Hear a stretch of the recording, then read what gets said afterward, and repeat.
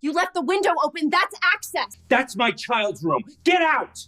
She was already halfway through the window when I realized what I was seeing. Her heels scraping paint, as if my house were just another clipboard item. The board chair smiled like I was interrupting her day, not the other way around, and she waved the notice as if that made the climb acceptable.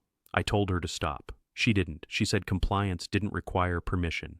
I said the system was live, that every sensor in this house still reported back to a server I built myself. The smile flickered, just for a second, and then the enforcer in crimson recovered and leaned in harder. Convinced authority always wins if you push. Before this turns into the kind of story you wish you'd seen coming, stay with me right now, because if you've ever felt that surge of power when standing up to bullies, hit subscribe now. This showdown is about to become a masterclass in fighting back. My name is Daniel Mercer. I didn't raise my voice. I didn't step closer. I stood still, because stillness is something you learn when your job is designing alarms for people who are afraid to sleep. I'd spent years building systems meant to notice the smallest breach, the quietest mistake. The clipboard queen thought she was dealing with another homeowner who'd fold once the fines started stacking. What she didn't see was my son at the end of the hall, small hands shaking, eyes fixed on the keypad we'd practiced with so many times. That button wasn't about convenience or gadgets. It was about a promise I'd made after he started waking up screaming at night. Our house was his one safe place, the only place where his shoulders ever relaxed.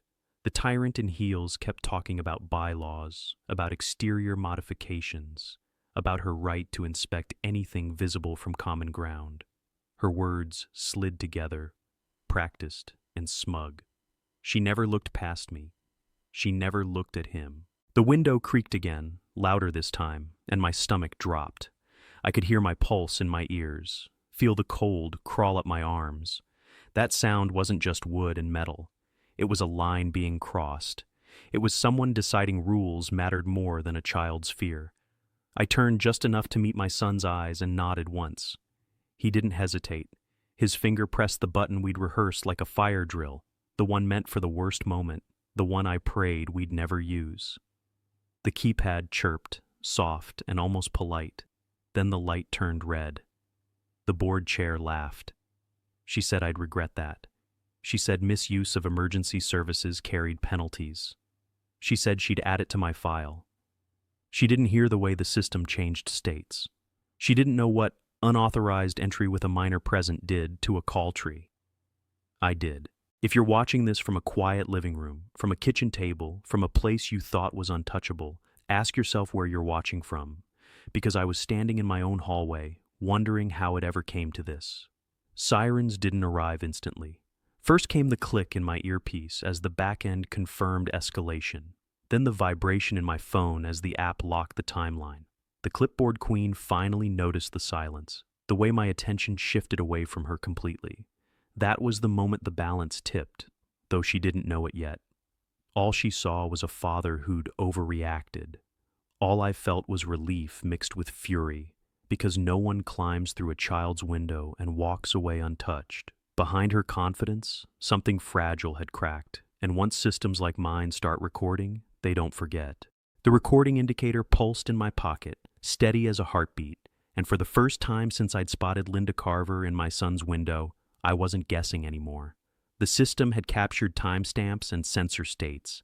Evidence didn't care about bylaws. Evidence just existed. A cruiser rolled up with blue-white flashes that washed over my living room. Ethan flinched, and that hard burn lit behind my ribs.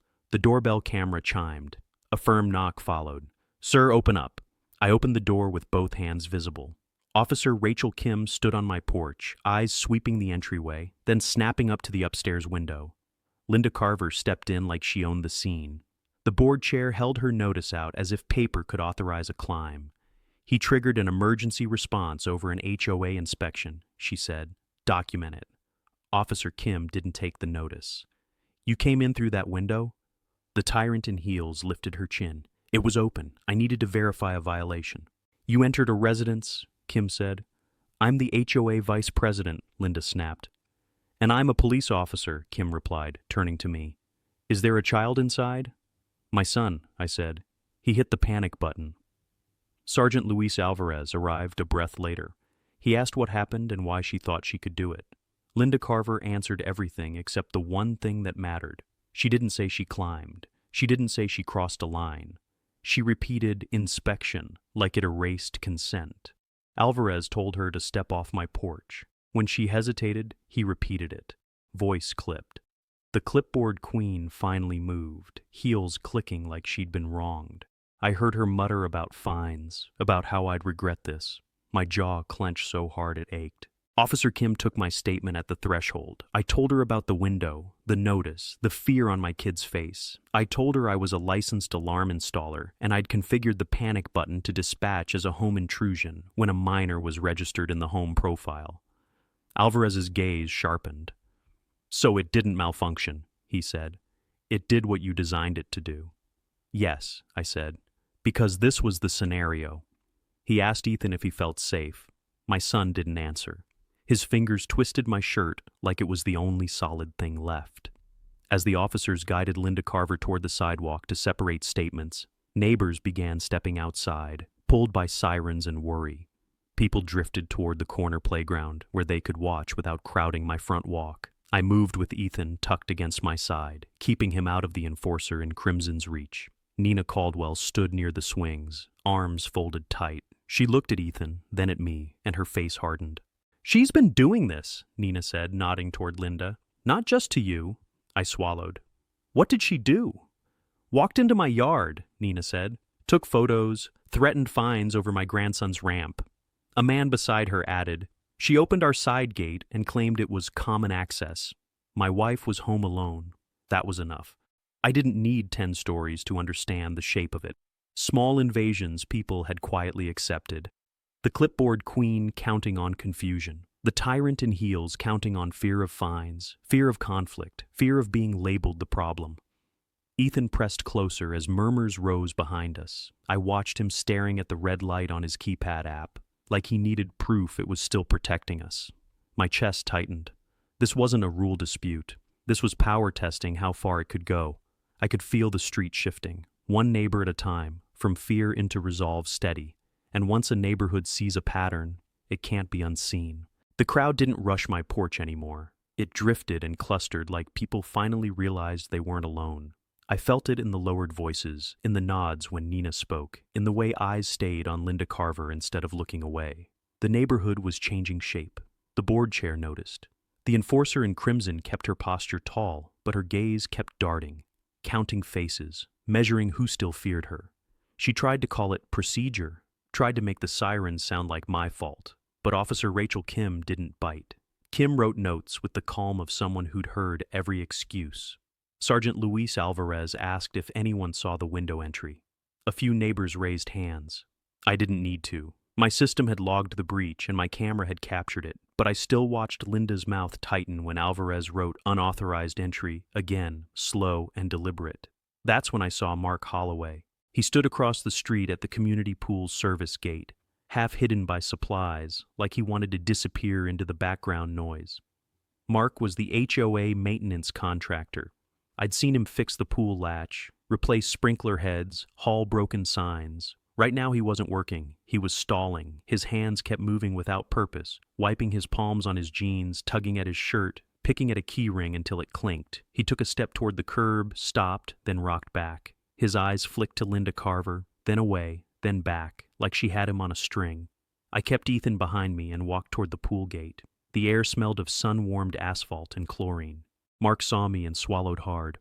"Mark," I said, keeping my voice low. He tried to smile. It didn't hold. "Daniel." Behind me, the tyrant in heels was arguing with the officers, insisting she had the right to verify violations. I didn't turn. I watched Mark's grip tighten on a work order clipboard, knuckles whitening. "You were here when she came around the side," I said. Mark's eyes widened, then narrowed. "I don't want trouble." "My kid's shaking in his own house," I said. "That's trouble." His gaze dropped to Ethan and snapped away fast, like looking at a scared child made everything heavier. His shoulders lifted with a breath that sounded painful. "She'll say you're lying," he murmured. "Let her," I said. My phone buzzed again. Another timestamp, another confirmation that official records were forming. I didn't show him. "If they ask you, tell the truth." Mark rubbed his thumb along his keyring, back and forth, until the skin went red. You don't understand how she is, he said. Contracts, work. She can make calls. She already did, I said. She climbed through a window because she thought nobody would stop her. His jaw worked like he was swallowing words. He shifted heel to toe, heel to toe. I didn't tell her to do that, he blurted. I know, I said, but you've seen things. Mark closed his eyes for a beat. When he opened them, they were wet, the kind that burn without falling. He nodded once, barely. I've seen her go inside, he whispered. Not just yards, inside. She says if a window's open, it's access. A cold line ran up my spine. How many times? He flinched. Enough, he said, voice cracking. I keep my head down. I do my job. From the street, Linda Carver snapped his name. Mark froze like a dog hearing a whistle. His back straightened, his hands stopped mid-motion. He looked at me, then toward her, caught between keeping his livelihood and doing the right thing. I didn't push him. I just held his gaze until he understood I'd seen the struggle written all over him. Because if Mark cracked even a little, the clipboard queen's story wouldn't survive the daylight. Because if Mark cracked even a little, the clipboard queen's story wouldn't survive the daylight. I felt that truth settle in my chest, like a weight. Linda Carver could bluster at the curb, but she couldn't out-talk a police report and a call log. The officers finished, neighbors drifted back, and I got Ethan inside before the street swallowed him again. His breaths came in short pulls, like he was trying not to cry because crying would make it real. I knelt by the keypad and covered the red indicator with my hand until he looked at me instead. It worked, I said. He nodded, but his shoulders stayed tight. 20 minutes later, my phone lit up with an email from the HOA compliance address. The subject line was all caps. I didn't open it at home. Not yet. I needed distance between my son and whatever the tyrant in heels was about to throw. So I drove to the Maple Grove Estates clubhouse. The lobby smelled of lemon cleaner and control. Fluorescent lights buzzed. Behind the compliance desk, Linda Carver waited in her red blazer, lips set in that smile, like she'd been rehearsing the moment since the sirens left. You're here to pay, the board chair said. I'm here to ask why you think you can enter my home, I said. Her eyes flashed. You created a false emergency. That's a violation. It was an intrusion, I said. You climbed through my child's window. The clipboard queen tapped a stack of papers. Per Section 814, homeowners must allow reasonable inspection. Reasonable doesn't mean breaking into a bedroom, I said. The tyrant in heels leaned forward. Your window modification is non-compliant. You altered exterior appearance without approval. You will restore it or we fine you daily. My son has anxiety, I said.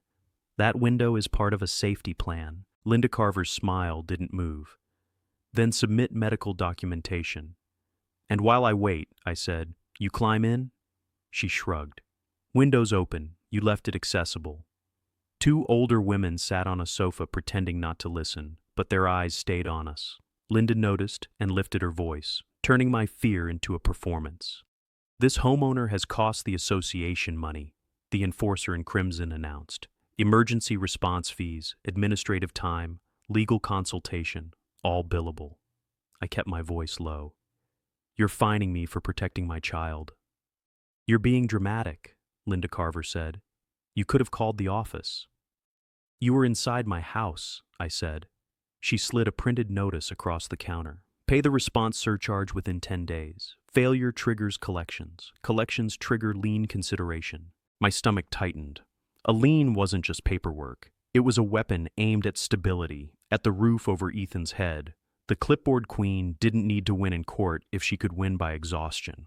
I pulled out my phone and opened the HOA email, careful not to click anything, just reading. It matched the paper in front of me, polished and confident, as if the officers had never stood on my porch. Linda Carver had written it like she'd been the victim. I want the full incident policy that authorizes this surcharge, I said. Her smile thinned. Request it formally. We have 30 days. The lights hummed. Heat climbed my neck. Not tears, just rage trying to find a place to go. I thought of Ethan's shaking hands. I thought of Mark's wet eyes when Linda snapped his name. Fine, I said. 30 days. Linda Carver leaned back, satisfied. Good, and we will be inspecting again. No, I said, and the word came out colder than I expected. Not inside my home. She laughed, sharp. We'll see. I walked out with her notice in my hand, knowing this wasn't over and knowing something else too. Every threat she'd just made was now dated, stamped, and recorded. I walked out with her notice in my hand, knowing this wasn't over and knowing something else too. Every threat she'd just made was now dated, stamped, and recorded. The sun hit my face as I crossed the parking lot. My phone buzzed. Another HOA email, another squeeze. I didn't read it. I drove. My shop sat on the edge of town in a row of warehouses, the kind with roll-up doors and no patience for power plays. Inside, it smelled like solder and coffee.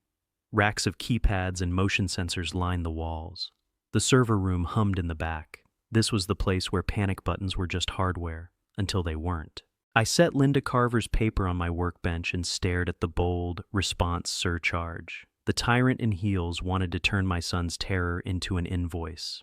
I opened my laptop and pulled Ethan's event timeline. Window contact breached, upstairs, motion tripped, panic input, escalation state, dispatch confirmed. Clean, precise. Mercer, a voice called from the doorway.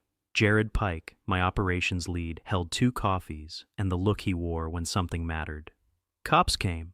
Yeah, I said. And now the HOA is fining me for the response. Jared's eyebrows climbed. They can't fine you for a legit dispatch. Tell that to the clipboard queen. He nodded toward the back office. Maya's in. She used to work dispatch. If anyone can tell you what that call got tagged as, it's her. Maya Patel sat at her desk with a headset hanging around her neck, typing like she was outrunning a storm. She looked up, eyes flicking to the paper in my hand. Let me guess, she said. Someone wants to punish you for pushing the right button. Linda Carver climbed through my kid's window, I said. Saying it out loud still felt unreal. Ethan hit the panic key. Now she's calling it misuse. Maya's face went still, not shocked, focused. What did your system send? Code and notes. I slid my phone across with the log. She scanned it, then exhaled. You configured it as an intrusion with a minor present. I did. Good, she said, because that changes everything. I leaned in. Explain it. Maya tapped the screen. Dispatch sees unauthorized entry plus a registered minor. It's not treated like a nuisance alarm.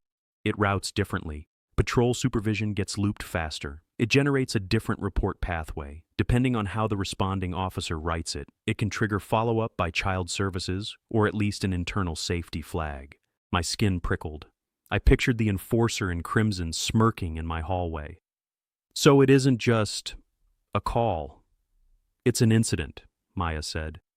And incidents build patterns. Names repeat, addresses repeat, the system notices. Quietly, but it notices. Jared let out a low whistle. So the HOA can't just bill him? They can try, Maya said, voice flat. But if the police report reads unlawful entry, your HOA is flirting with major liability. Insurance companies hate that. City attorneys hate it more. Something inside me clicked, the way a panel locks when you arm it. All day I'd been trying to win a shouting match with Linda Carver in my head. Maya had just handed me a path that didn't care how loud the board chair got.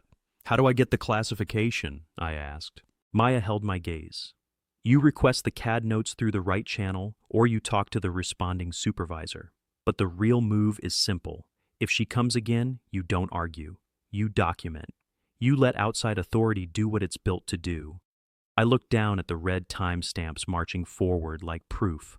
Linda Carver had promised she'd inspect again. Fine, let her try. The next time the tyrant in heels crossed that line, it wouldn't be my word against hers. It would be procedure against her ego. The next time the tyrant in heels crossed that line, it wouldn't be my word against hers. It would be procedure against her ego. I shut my laptop, let the hum of the server room steady my breathing, then I drove straight to the one place I never wanted this story to touch. Dr. Elaine Porter's office sat behind a row of crepe myrtles.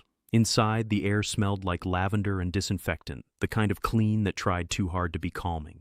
A small fountain clicked in the corner. Ethan clung to my sleeve the whole way to the chairs, his eyes tracking every door like it might open the wrong way. Hey, buddy, Dr. Porter said, kneeling to his height. You did something brave. Ethan didn't answer. His fingers twisted my shirt until it bunched in my fist. I felt the ache in my jaw again, that pressure that came from holding rage behind teeth. While she led him to the play table, she motioned me into her side office. The walls were lined with children's drawings and charts about stress responses. My palms were damp. I wiped them on my jeans like Mark had earlier, and the similarity hit me hard. "What happened?" she asked. In plain terms. "An HOA official," I said, and even that phrase made my stomach turn. "Climbed through my son's window." Dr. Porter's eyes narrowed. "Entered the home?" "Yes. Linda Carver, the board chair. She said the HOA had a right to inspect." "And Ethan hit the panic button," she said, already connecting dots. "He did exactly what we practiced," I said, "and now the clipboard queen is fining me for the response." Dr. Porter's mouth tightened. "That's backwards." "It's punishment," I said, "to make me stop resisting." She leaned forward. "How is Ethan today?" I swallowed. He wouldn't go upstairs. He asked if the window could grow arms. He kept checking the locks like it was his job. Dr. Porter's expression softened, but her voice stayed firm. "This is a safety event, Daniel, not a neighborhood dispute. You need documentation of the impact." I nodded slowly. "For what?" "The HOA. For anyone who needs to understand the harm," she said. "Police, insurance, a judge if it comes to that. But mostly for Ethan. He needs to know adults take this seriously." A muffled clack came from the playroom, a toy car hitting the floor. My chest tightened. Even small noises felt sharp now, like my body had learned to brace. My phone buzzed. An email preview flashed. "Final notice, response surcharge." The enforcer in crimson was relentless. Dr. Porter glanced at the screen and raised an eyebrow. "Don't answer it here." "I won't," I said, though my thumb hovered. She slid a notepad across the desk. "Write down every symptom you've seen since the entry. Times, triggers, what helps, what doesn't. Consider a temporary safety plan. Avoid isolation, keep routines tight, make the upstairs feel protected again." I exhaled. "I can reinforce the window, add a secondary contact, camera angle." "Good," she said. "Do it for him, not for them." When we stepped back into the waiting area, Ethan was on the carpet, rolling a little plastic house back and forth like he was testing if it would stay upright. He looked up at me, searching my face. "Are we going home?" he whispered. "Yeah," I said, crouching. "And nobody's coming in, not without us saying so." His shoulders dropped a fraction, and that tiny release wrecked me more than anger ever could. Linda Carver had turned my child into a sentry in his own home. I held his hand and decided I wasn't negotiating with the tyrant in heels anymore. I was building a record so solid the outside world would have no choice but to see, even if the board chair screamed and threatened liens. I held his hand and decided I wasn't negotiating with the tyrant in heels anymore. I was building a record so solid the outside world would have no choice but to see, even if the board chair screamed and threatened liens. When Ethan finally fell asleep, I stayed at the kitchen counter, watching the keypad app blink red, listening to the house creak like it was bracing too. My phone lit up with an unknown number. One line, "Mark, need to talk. Not at your place." I didn't hesitate. If Linda Carver was tightening the screws, Mark Holloway was the only person inside her machine who might still have a conscience. I left Ethan with my sister and drove to an all-night diner where nobody asked questions. Mark sat in the far booth with his back to the wall. His hands kept moving, napkin, keys, phone, anything but stillness. When the door chimed, his head snapped up. "You alone?" he asked. "Yeah," I said, sliding in. "Why not my place? Is Linda Carver watching you?" He flinched. "The clipboard queen doesn't watch," he murmured. "She decides, then she punishes." He waited until the waitress moved away, then leaned forward.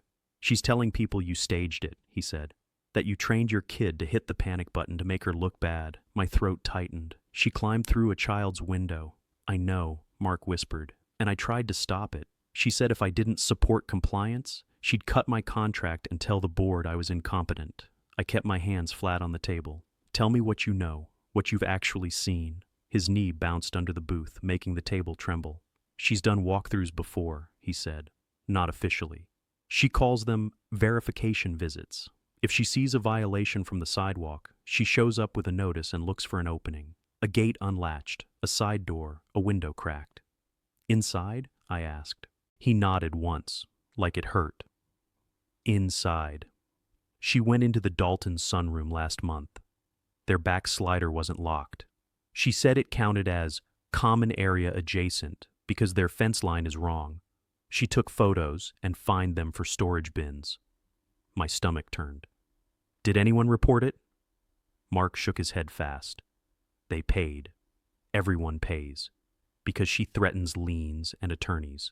Because she talks like she's the law. And you kept working for her, I said, quieter, not letting it become a fight. He rubbed his face hard. I've got 2 kids, he said. I'm not proud, but tonight, I can't carry it anymore. He pulled out his phone with shaking fingers and opened a message thread. Linda Carver's name sat at the top like a stamp of ownership. Mark turned the screen toward me. It wasn't a hidden folder. It wasn't some dramatic confession letter. It was plain, ugly instruction after instruction. Verify interior visibility. Open access counts. And then a text sent that morning, after the cops, telling him to confirm homeowner overreaction if anyone asked. Heat crawled up my neck. You're giving me this? I'm giving you the truth, he said, voice breaking. Because your kid, I saw him, and if I keep quiet, I'm part of what she does. I took a slow breath and forced my voice steady. If the police ask you, will you say it out loud? Mark stared into his water like it might swallow him. Then he lifted his eyes, wet but fixed. Yeah, he said. If Sergeant Alvarez calls, I'll talk. I'll tell them she told me to treat open windows like permission. I'll tell them she's been inside homes. Outside authority didn't need my rage. It needed a witness who couldn't hide behind bylaws. And in that booth, with Linda Carver's own words glowing on a cracked screen, Mark finally stepped out from under her heel. Mark finally stepping out from under her heel changed the temperature of everything. I drove home with his words looping in my head, not as fuel for anger, but as a checklist. Linda Carver didn't need confrontation anymore. She needed structure closing in around her from directions she couldn't intimidate. I waited until Ethan was asleep again. His door cracked just enough so I could hear him breathe. Then I turned the kitchen table into a control center. Laptop open, phone charging, notebook out. The house was quiet in that way that makes your thoughts louder. First, I reconfigured the system, not because it was broken, but because the tyrant in heels had taught me exactly how she moved. I adjusted camera angles to cover exterior approaches without violating any privacy rules. I added a secondary contact sensor to the window she'd used, calibrated to log pressure changes instead of simple open-close states. If Linda Carver tried again, there would be no debate about intent. The app chimed as updates went live. Each change created a new baseline. Clean, documented, boring in the best way. My phone buzzed. An HOA group email this time. The board chair had CC'd half the neighborhood. Subject line, clarification on emergency services misuse. I skimmed it once, then archived it. She wanted reaction. I was done giving her any. Instead, I opened the city portal and confirmed my permits were current. The window modification passed code. The added safety hardware exceeded minimum standards. I downloaded the confirmation, not to wave it around, but to anchor the timeline. Outside authority loved timestamps. Next, insurance. I called my homeowner's carrier and asked for a risk review, keeping my voice level. I explained there'd been an unauthorized entry by an HOA officer, police involvement, and a minor present. The agent stopped typing. I could hear it. That's significant, she said. I'm documenting, I replied. I don't want surprises. She asked for the incident number. I gave it. She asked if there was a pattern. I didn't speculate. I said witnesses were coming forward. She told me a claims supervisor would follow up. That was the point. Not escalation, awareness. The enforcer in crimson sent another message an hour later, this one direct. She wanted to schedule inspection access. She proposed times. She wrote like the last 48 hours hadn't happened. I didn't answer. I drafted a short reply instead and saved it.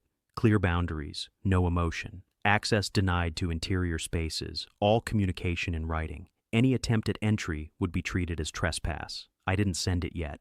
Timing mattered. I stepped into the garage, grabbed a ladder, and reinforced the upstairs window from the inside. Not boarded up, just smarter, a visible deterrent. Ethan watched from the hallway, chewing his lip. Is she coming back? he asked. No, I said, and if anyone tries, we'll know before they're close. He nodded, trusting me in that quiet way that hurts because it's earned. When he went back to bed, I sat on the floor outside his door until my pulse slowed.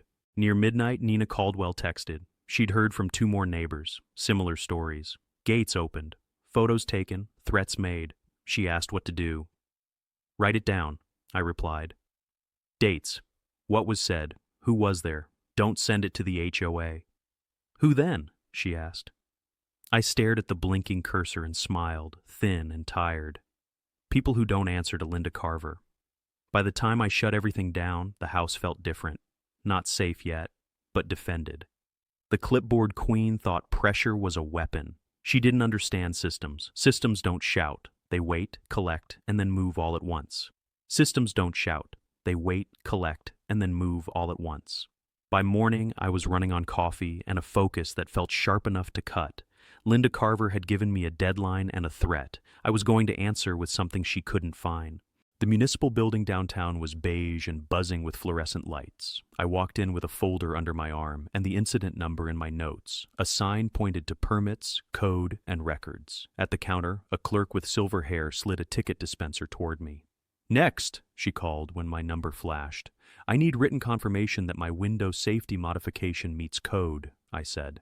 And I need to know if my HOA has any authority to demand interior inspections. Address?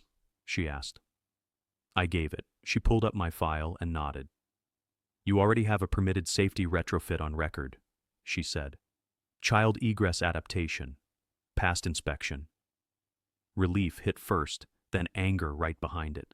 The clipboard queen had been calling it non-compliant to scare me. Can you print that? I asked. With the permit number and date? The printer whirred and a sheet slid out with the city seal at the top. Boring, official, undeniable. I slid it into my folder like it was oxygen. And the HOA inspection authority? I asked. She didn't hesitate. HOAs can enforce covenants, but they don't have police powers, she said. They can't enter your home without consent or a court order. If an HOA officer entered anyway, I said carefully, what would the city consider that? Her eyes sharpened. That's trespass. You'd handle it with law enforcement. My phone buzzed. Another email from Linda Carver, copied to the board. Inspection scheduled for Friday. Homeowner non-cooperative. The enforcer in crimson was building a story while I stood under city lights. I didn't answer. I forwarded it to myself and kept moving. Across the hall, a door read Community Relations.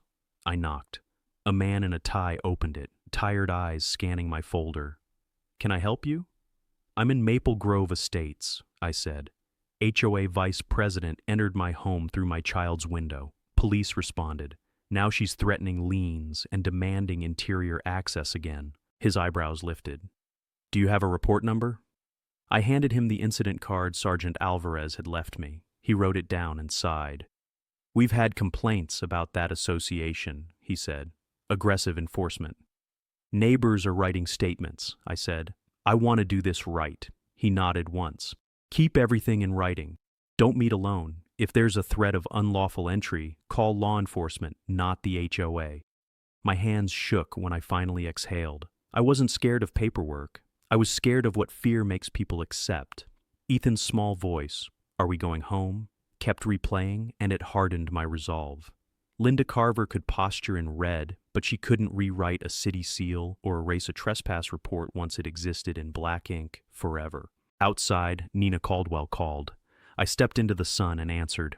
I've got 3 more statements, she said. One from the Daltons, one from a widow on Birch Lane, and one from a guy who paid fines just to make Linda Carver go away. Hold them, I said. We're not feeding them to the board chair. So who? Nina asked. I looked at the city seal in my folder, then at the police incident number in my notes. People who can stop her, I said, and people who can make the HOA's insurer sweat. When I got back to my truck, the clipboard queen's latest email sat on my screen like a dare. Friday, interior access, compliance enforcement. I started the engine and drove home with the city's confirmation on my passenger seat, proof that Linda Carver's authority ended at my front door. I drove home with the city's confirmation on my passenger seat, proof that Linda Carver's authority ended at my front door. By the time I pulled into my driveway, the sun was dropping and the shadows along the siding looked like fingers. I hated that my brain was turning my own house into a threat map, but that's what the tyrant in heels had done. She'd made vigilance feel mandatory. I didn't go inside yet. I sat in the truck and forwarded her Friday inspection email to a new thread labeled liability. Then I attached the city permit printout. Then I added the police incident number, 3 anchors, all from people who didn't answer to the board chair. My next stop wasn't the HOA office. It was a small law practice 2 miles away, in a brick building with a brass plate that read, Hollis and Kent, Counselors at Law. The waiting room smelled like paper and old coffee. A muted TV played a news loop with the sound off.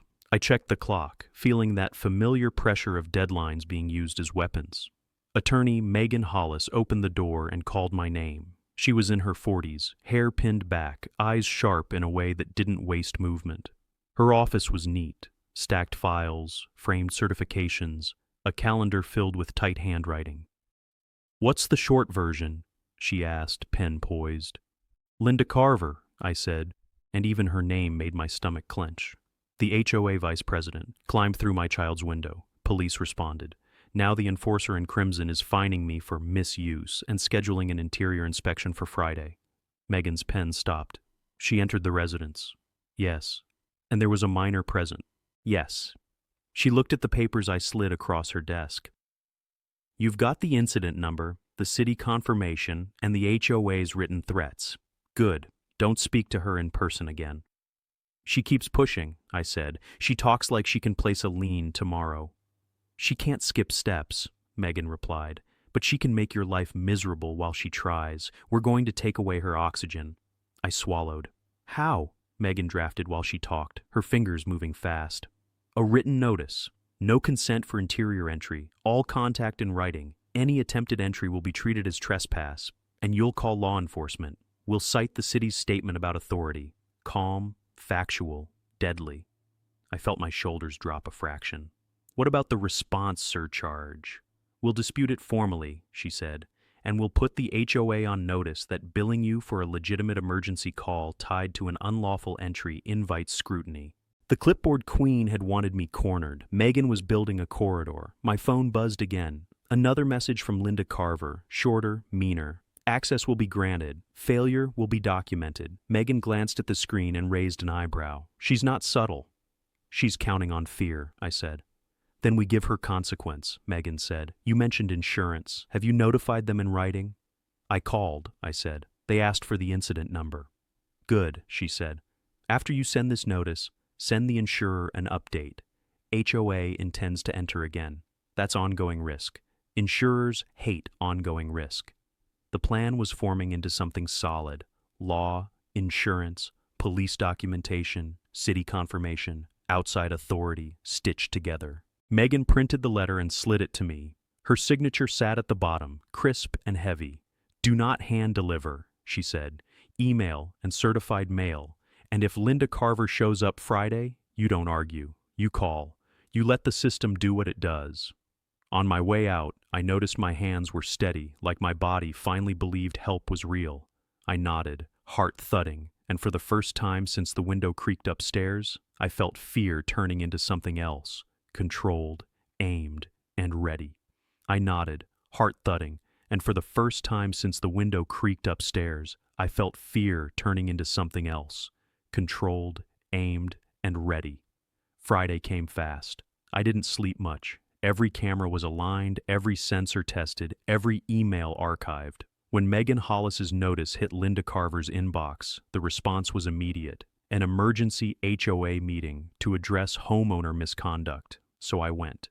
The community clubhouse auditorium smelled like folding chairs and old carpet, the kind of room where people voted on paint colors and pool hours. Tonight it was packed. Nina Caldwell had rallied the grandmothers, the retirees, the people who'd been paying fines just to keep peace. They filled rows with purses on laps and arms crossed tight. A few younger parents stood along the back wall, phones in hand. Linda Carver sat at the front table in her red blazer, the enforcer in crimson framed by a cheap banner that read, "Maple Grove Estates Board." Trish Vaughn, the board president, looked pale under the fluorescent lights. Mark Holloway stood near the exit, pretending to be there for maintenance, but his shoulders were rigid, his gaze fixed on the floor like it might open. Trish tapped the microphone and asked for order. The room quieted, but not gently. It quieted like people were bracing. "The board chair will present," Trish said, and Linda rose with a stack of papers. "He endangered this community," the clipboard queen began, voice bright. "He triggered police over an inspection request. He's refusing lawful access. He's installing unapproved devices." "That's not true," someone muttered. Linda's eyes snapped toward the sound. "If we allow one homeowner to ignore rules, property values suffer," the tyrant in heels continued. "Insurance rates rise. Litigation follows. I'm recommending immediate fines and legal action." My pulse thudded, but my hands stayed loose at my sides. I didn't walk to the table. I stood where everyone could see me, calm instead of defensive.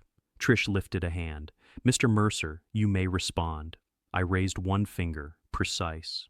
"Before I do, one thing is clear. Linda Carver didn't request access. She entered through my child's upstairs window. Police responded because my son hit an emergency button. That wasn't misuse. That was a child protecting himself." A wave moved through the crowd, sharp inhales, angry whispers, a few gasps that sounded like recognition. Linda laughed, quick. "A window was open. That's not breaking in." Officer Rachel Kim stepped into the aisle then, uniform crisp, presence heavy. Heads turned. The room tightened. "I'm here off duty," Kim said, "because my name is being used. The report lists unauthorized entry into a residence with a minor present. That classification isn't optional, and it isn't an HOA matter." Trish's face went whiter. Linda Carver's smile faltered, then returned smaller. "This is intimidation," she snapped. "It's documentation," I said, "and it doesn't stop there. The city confirmed my retrofit is permitted.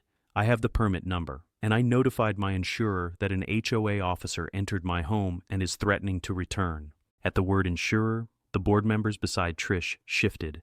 A man in the second row leaned toward his wife, whispering hard. Nina's chin lifted like she'd been waiting. Trish's voice cracked. "Linda, did you receive counsel's letter?" The enforcer in crimson glanced at Mark by the door, then back at the crowd. Mark's hands were clenched so tight his knuckles shone. He didn't speak, but his body screamed discomfort. Linda Carver lifted her papers like a shield. "We can't let fear-mongering." "Fear-mongering is climbing through a child's window," Nina said, standing. Her voice filled the room. "My grandson's ramp was called a violation. My gate was opened. We've all been scared of her." The crowd surged, louder now, and Trish banged the gavel too late. Linda's control was slipping, and everyone could feel it. And then Mark finally moved. He didn't stride up like a hero. He took one step, stopped, breathed like it hurt, then walked to the aisle with his hands visible, palms open, like he was surrendering to the truth. "I can't keep doing this," he said, voice rough. "Linda Carver told me to treat open windows like permission. She's done verification visits before, inside homes." The room erupted, but it wasn't chaos anymore.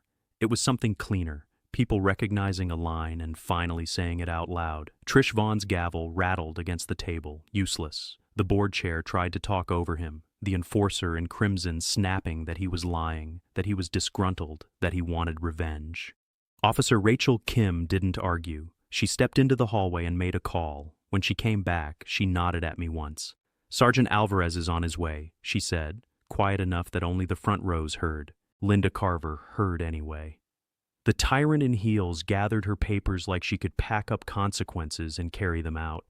She pushed past chairs and stormed into the parking lot, red blazer bright under the entrance lights, right then, in front of everyone. I followed, not to confront her, but because I needed my face on the record when the outside authority arrived. The night air hit cold and damp, and the asphalt still held the day's heat. Neighbors spilled out behind us, a semicircle forming by instinct. Phones tucked away now because this wasn't entertainment. This was accountability. Linda spun on me. "You've ruined this community," the clipboard queen hissed. "You've weaponized your child." My stomach clenched, but my voice stayed even. "You weaponized authority," I said. "Ethan protected himself."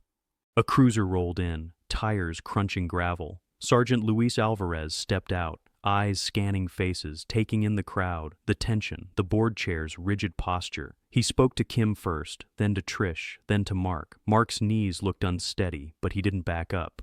Alvarez took statements right there under the streetlight. Mark repeated it. Nina repeated her story. 2 more neighbors stepped forward, voices trembling, finally admitting they'd paid fines to make Linda Carver go away. Trish Vaughn's hands shook as she listened, and I watched her realize this wasn't a homeowner dispute. It was an exposure event. Alvarez turned to Linda. "Ma'am, you entered a residence through a window with a minor present. That's serious," he said. "Any further attempt to enter a home without consent will be treated accordingly." The enforcer in crimson opened her mouth, then closed it. For the first time, her words didn't have a target. Trish cleared her throat. "Effective immediately," she said, voice thin. "Linda is suspended from compliance duties pending investigation. The surcharge and fines related to this incident are rescinded. All inspections are paused until we receive legal guidance." It wasn't mercy, it was self-preservation. The HOA could smell liability. My phone buzzed with a voicemail from my insurer's supervisor, time-stamped. They wanted the incident update and the board's written stance. Outside systems were already closing in, just like Maya promised, quietly, relentlessly. When the crowd finally dispersed, I stood for a moment in the dark lot, letting my breath slow. I thought about how fragile home can be when someone decides they're entitled to it. I thought about Ethan's tiny finger on that button, the red light blinking like a heartbeat, the first boundary he ever enforced himself. Back inside the car, I texted my sister, "I'm coming to get him." Then I sat with the silence and felt something loosen in my chest. Not relief exactly, but the start of it. If you want more stories of homeowners standing up to HOA tyranny, hit subscribe right now, share your story in the comments, and let me know where you're watching from.